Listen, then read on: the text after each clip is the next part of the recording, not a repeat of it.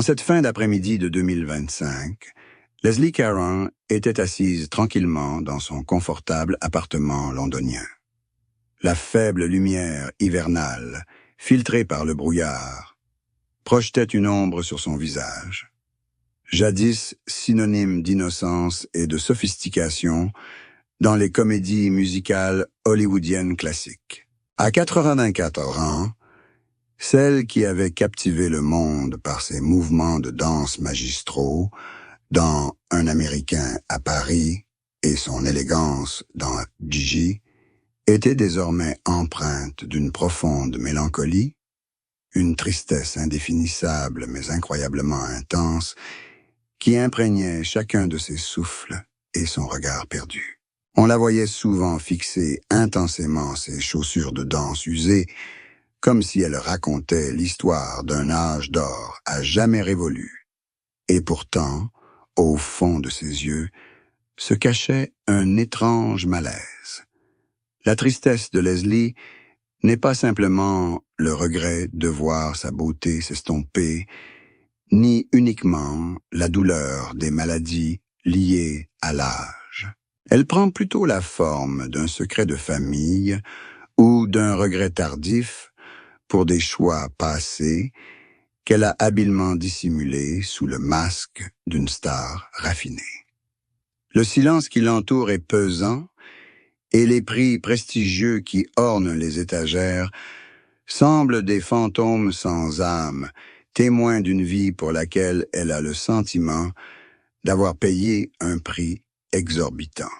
Une mélancolie liée à ses origines, au conflit entre son héritage franco-américain et à la rupture avec sa mère, danseuse qui rêvait de succès à travers sa fille, ressurgit avec une force inédite. Leslie semble dissimuler une vérité douloureuse, une relation interdite, une trahison artistique qu'elle n'a jamais osé avouer publiquement.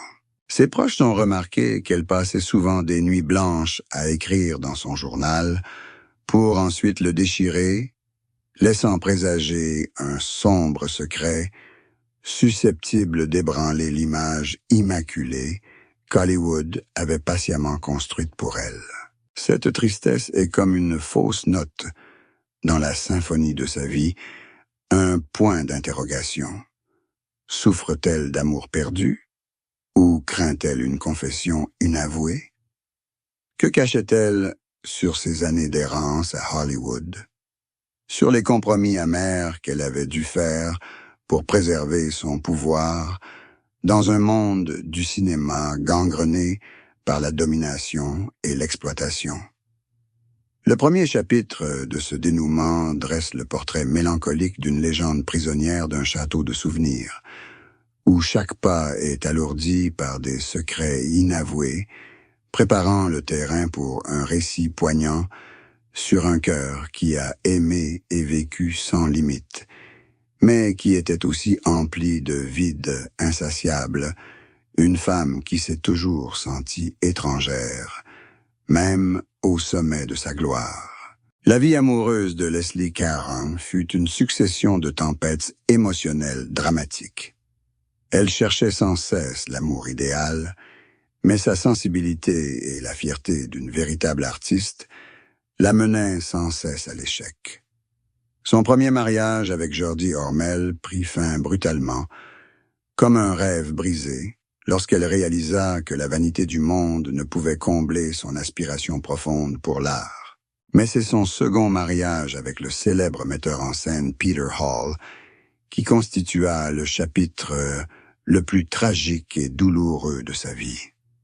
Une relation qui avait débuté dans une harmonie intellectuelle s'acheva dans la rupture dévastatrice de la trahison et d'âpres batailles juridiques. Leslie confia que sa brillante carrière à Hollywood était une arme à double tranchant qui porta un coup fatal à son bonheur familial, car son mari ne pouvait accepter le talent d'une épouse qui le surpassait largement. Cette rupture laissa Leslie non seulement avec de profondes blessures émotionnelles, mais aussi une douloureuse séparation d'avec ses enfants pendant longtemps. un prix trop élevé pour la gloire. Puis vint sa liaison passionnée et scandaleuse avec Warren Beatty, un homme bien plus jeune, une relation qui balaya toutes les normes morales de l'époque et fit d'elle une femme dépravée aux yeux du public britannique. Cette relation avec Beatty ne lui apporta pas la paix, mais seulement une déception accrue, car elle comprit qu'elle n'était qu'une muse parmi tant d'autres dans la vie de cet homme romantique. Son troisième mariage avec Michael Laughlin s'effondra également après plus d'une décennie, preuve de la malédiction qui semblait frapper Leslie Caron, celle de trouver une stabilité durable. Elle reconnaissait être une personne avide d'amour, mais aussi extrêmement inquiète de la possessivité, un conflit intérieur qui détruisit tous les foyers qu'elle tenta de construire.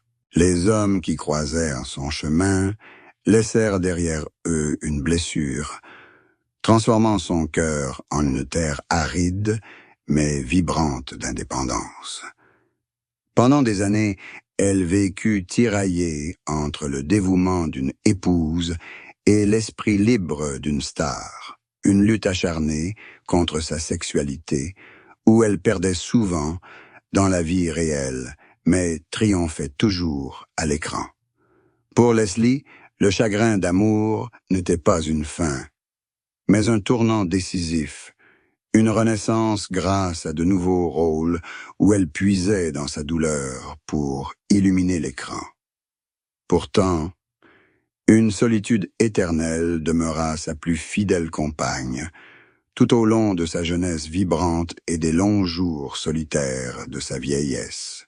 À 84 ans, les projecteurs éteints depuis longtemps et ses contemporaines disparues, Leslie Caron livra des réflexions poignantes sur la tristesse qui s'était enracinée en elle depuis près d'un siècle.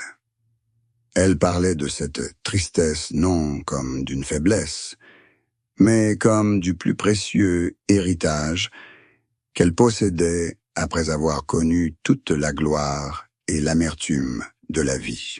À 94 ans, ma tristesse n'est plus des larmes sur un cœur brisé.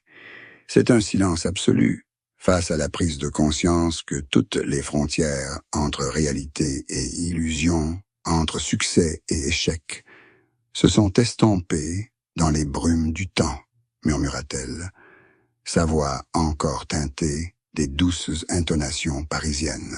Leslie confia que son plus grand chagrin était désormais le regret de ne pas avoir eu le courage d'assumer sa propre vulnérabilité, se forçant toujours à jouer la parfaite Gigi devant le public.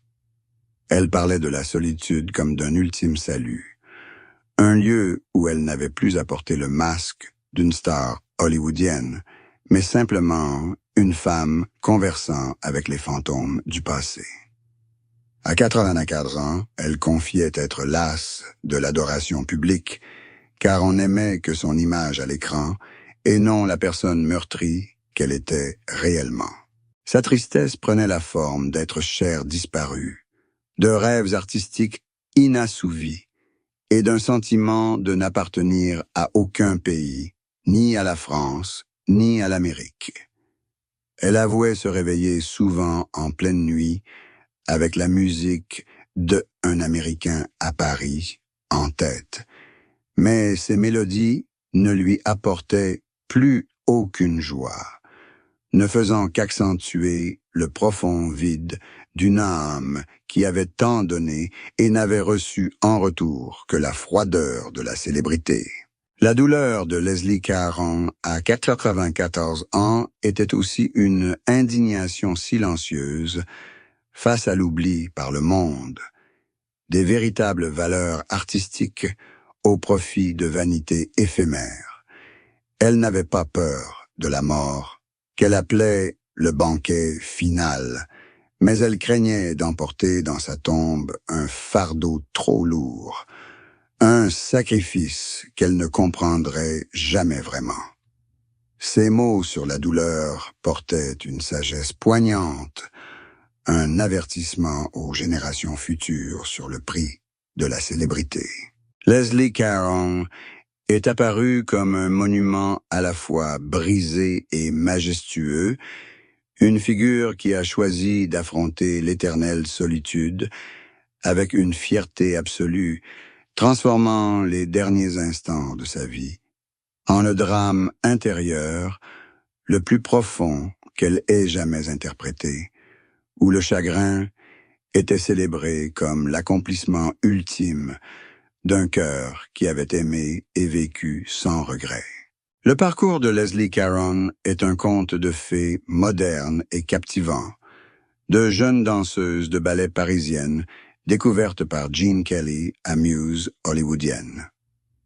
Mais derrière ces films éblouissants se cachent des secrets qu'elle a gardés enfouis dans un silence de fer pendant des décennies. Le plus grand secret de sa carrière fut son tourment constant.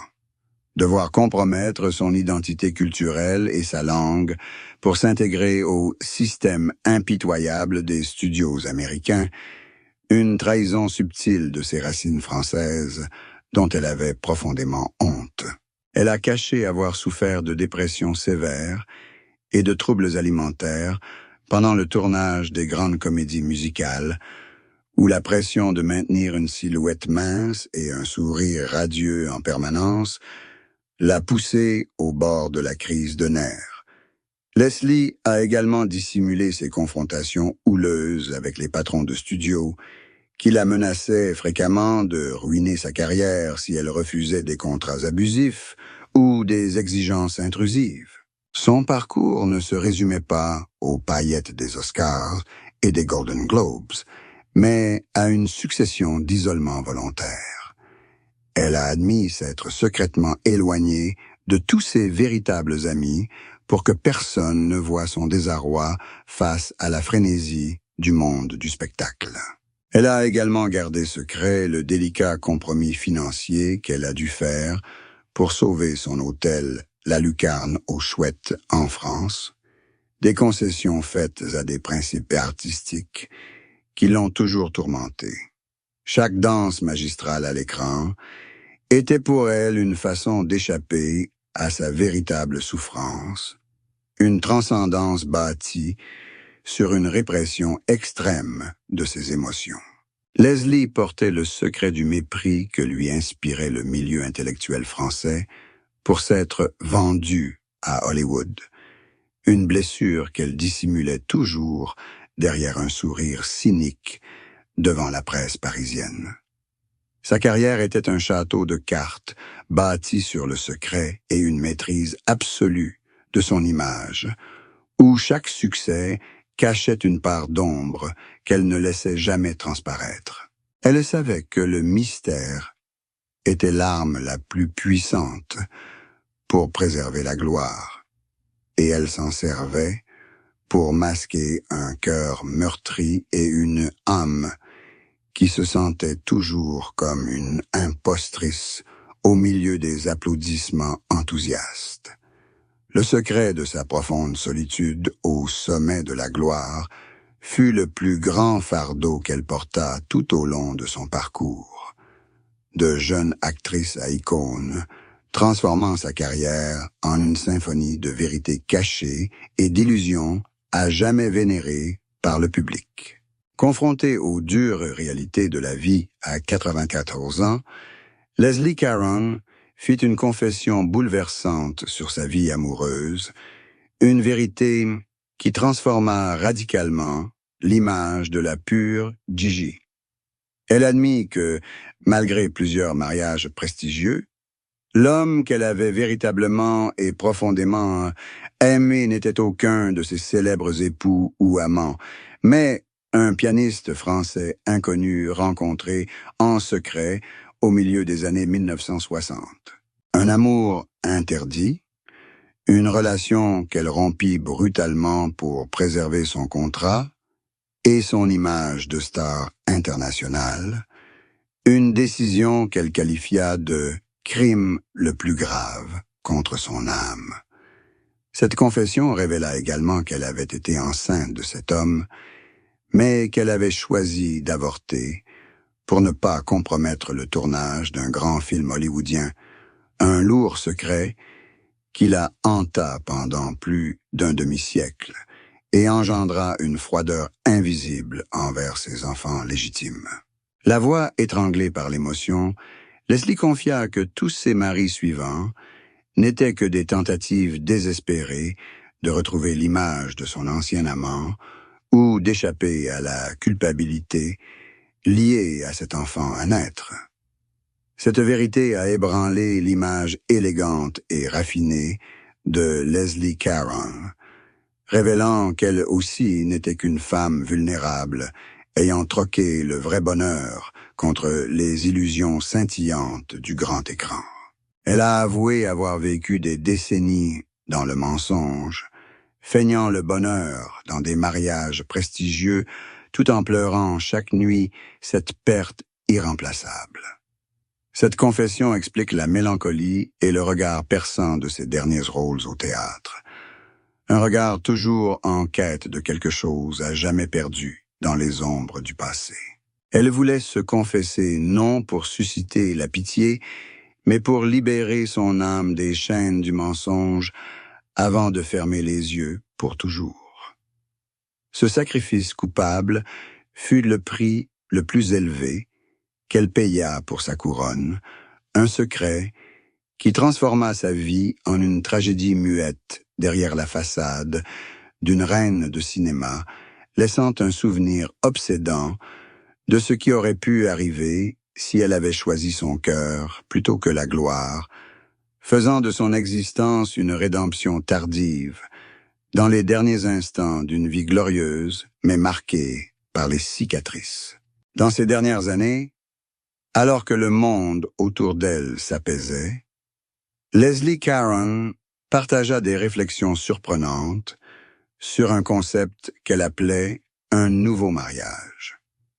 Non pas avec un homme de chair et de sang, mais une alliance spirituelle entre elle et la vérité. Une relation qu'elle décrivait comme la plus sincère et la plus durable que j'ai jamais connue. Évoquant ce mariage, Leslie fit preuve d'une sagesse singulière en acceptant de épouser tous ses défauts, ses secrets les plus sombres et ses souffrances afin de trouver la paix véritable. Elle parlait de qu'épouser la solitude, la considérant comme sa plus fidèle compagne, celle qui ne l'avait jamais abandonnée lorsque sa gloire s'était estompée. Dans ce nouveau mariage, elle n'avait plus à jouer le rôle d'une star ou d'une muse, mais simplement à être elle-même, une femme qui vieillissait, marquée par la vie, mais libre. Leslie confia que c'était la réconciliation avec ses propres parts d'ombre qui l'avaient aidée à pardonner aux hommes qui l'avaient blessée, et à sa mère qui l'avait contrainte à se conformer aux normes de la réussite. Elle parlait du bonheur qu'elle éprouvait chaque matin à se réveiller et à contempler son vrai visage dans le miroir, sans maquillage, sans artifice. Mon union avec la vérité m'a appris que le plus grand amour est l'acceptation de soi, a-t-elle affirmé, avec un rare sourire serein. Elle a également évoqué une relation particulière avec un jeune homme qu'elle considère comme son époux spirituel, qui l'a aidé à consigner ses derniers souvenirs et à surmonter sa peur de la mort. Ce nouveau cheminement spirituel pour Leslie Caron est une quête de salut, où elle puise sa force dans le lâcher-prise des anciens titres et des rancunes. Elle a parlé de la mort comme d'une union définitive avec l'univers, où elle ne portera plus aucun secret. Ses réflexions sur cette période sont empreintes d'un sentiment de libération, témoignant qu'à 94 ans, on peut encore trouver un nouveau départ en son âme. Dans ce dernier mariage, Leslie apparaît avec la beauté, de la maturité et de la perspicacité, Une femme qui a osé plonger son regard dans l'abîme du passé et y a trouvé la lumière du pardon, lui permettant d'entrer dans l'éternité avec l'état d'esprit d'une reine qui a véritablement trouvé son royaume de paix intérieure, où l'amour n'est plus une lutte, mais une fusion absolue de l'âme et du néant.